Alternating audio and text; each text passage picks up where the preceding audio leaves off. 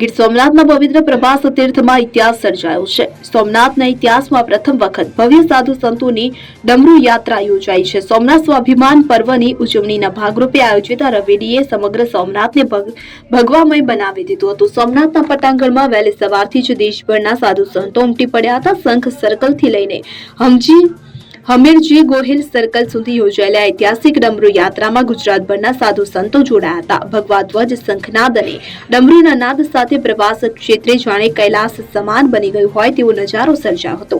સોમનાથમાં જય સોમનાથના નાદથી સમગ્ર વિસ્તાર ગુંજી ઉઠ્યો। મુખ્ય માર્ગો પર જ્યાં નજર કરો ત્યાં સાધુ સંતો જ નજરે પડ્યા હતા। હાથમાં ધ્વજ, મસ્તક પર ભગવો વસ્ત્ર અને મોઢે બમ બમ બોલેના નાદ સાથે સાધુ સંતોએ શૌર્ય યાત્રા કરી હતી।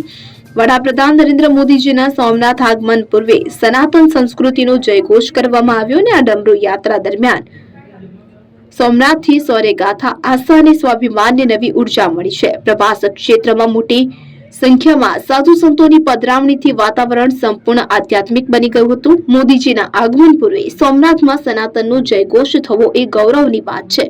ગીર સોમનાથમાં યોજાયેલી આ સાધુ સંતોની ડમરૂ યાત્રા સોમનાથના ઇતિહાસમાં સુવર્ણ અક્ષરે નોંધાઈ ગઈ છે। સોમનાથ પરિસરમાં જ્યાં નજર પડે ત્યાં સનાતન ધર્મના જયઘોષ સંભળાઈ રહ્યા છે।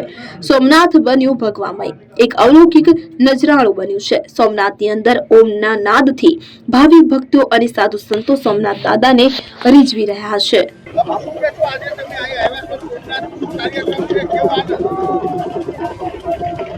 આજે સોમનાથ સ્વાભિમાન પર્વ જે આપણા ભારતના યશસ્વી વડાપ્રધાન માનનીય નરેન્દ્ર મોદીજી જે 1026ની અંદર જ્યારે સોમનાથ ઉપર મહમ્મદ ગજનીએ આક્રમણ કર્યું હતું એને આજે 1000 વર્ષ પૂરા થયા અને પૂર્ણ પ્રાણ પ્રતિષ્ઠા મહોત્સવ સોમનાથનું થયું એને 75 વર્ષ થયા।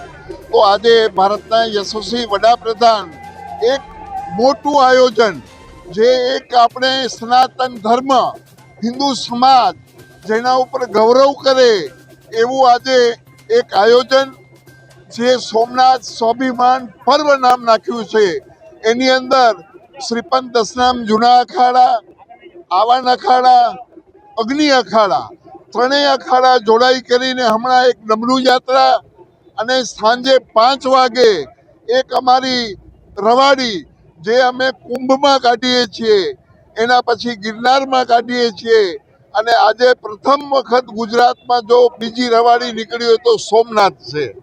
એના સિવાય ક્યારેય નાગા સાધુએ રવાડી કાઢી નથી અને આજે સાંજે 5 વાગે પાછી રવેડી અને સાધુ સંતોની એક શોભાયાત્રા નીકળશે અને અમે વડાપ્રધાન માનનીય નરેન્દ્ર મોદીજી, ગુજરાતના મુખ્યમંત્રી ભૂપેન્દ્રભાઈ પટેલ, નાયબ મુખ્યમંત્રી હર્ષભાઈ સંઘવી એના ઉપર અમે ગૌરવ કરીએ છીએ કે જે અમારી સનાતન ધરોહર, અમારો સનાતન ધર્મ અને અમારો સોમનાથ મહાદેવ જેની એક આજે પૂજા અર્ચના કરી સાધુ સંતો પણ એની ધન્યતા અનુભવશે। તો ભારત વર્ષ વિશ્વની અંદર આગળ વધે એવી આજે સોમનાથ પાસે બધા સાધુઓ પ્રાર્થના કરશે। બોલો ભારત માતા કી વંદે। સોમનાથની સ્વાભિમાન પર્વની આ પવિત્ર ધરતી ઉપર આપ સૌનું હાર્દિક સ્વાગત।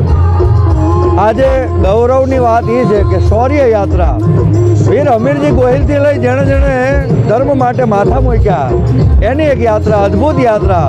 ધડ ધીંગાણે જેના માથા મહાણે એનો પાળીઓ બનીને પૂજાવું, ઘડવૈયા મારે ઠાકોરજી નથી થવું અને જગતના નાથને, જગતના બાપને જેથી જરૂર પડી હતી તેથી લીલા માથાના બલિદાન જેણે આપ્યા હતા એવા શૂરવીરોની શૌર્ય યાત્રા જેને કહી શકાય એવી શૌર્ય યાત્રામાં સોમનાથ મહાદેવ ભોળિયા કરું તમારી સેવ, જટામાં વસે માત ગંગેવ અને પતિતને પાવન કરતી પાર્વતીના પતિ ખોળામાં રમે ગુણનો પતિ જાપનિત જપે જતી અને સતી તારી આરતી રોજ ઉતરતી એવી હજાર વર્ષના વાણા વાઈ ગયા અને જેની આરતી ઉત્તરોત્તર જેમ સૂરજ ઉગે અને ઉતરતી હોય, સૂરજ આથમે તોય ઉતરતી હોય, જેની દિવ્ય ચેતના, દિવ્ય જ્યોતિ પહેલું જ્યોતિર્લિંગ ગુજરાતની ખમીરબંધી જનતા, ગુજરાતની આ અવસરને ઉત્સવમાં ફેરવવાવાળી એક ઉત્સાહની વાત।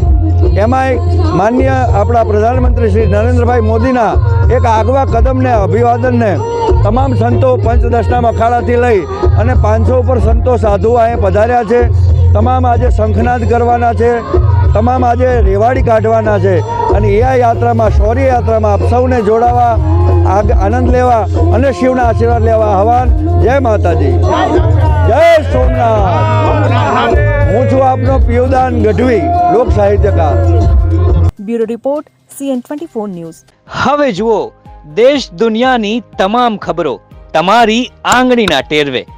ઉઠાવો મોબાઈલ અને Google Play Store પરથી ડાઉનલોડ કરો અમારી CN24 ન્યૂઝ મોબાઈલ એપ.